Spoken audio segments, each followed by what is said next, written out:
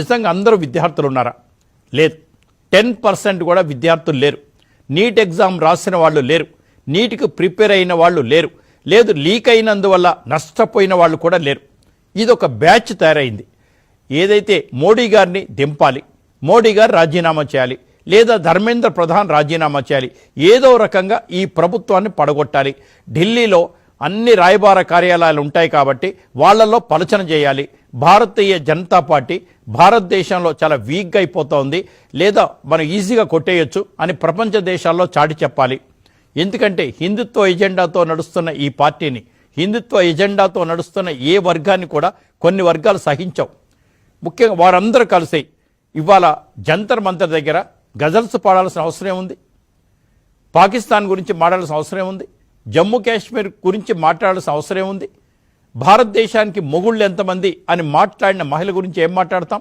800 సంవత్సరాలు మీకు ముస్లిమ్స్ మొగుళ్ళు, 250 సంవత్సరాలు క్రిస్టియన్స్ మీకు మొగుళ్ళు, ఇప్పుడు ఎవరు మొగుళ్ళు మీకు అని ప్రశ్నించి ఆవిడ్ని ఎవరేం అనకపోవడం తప్పు కాదా?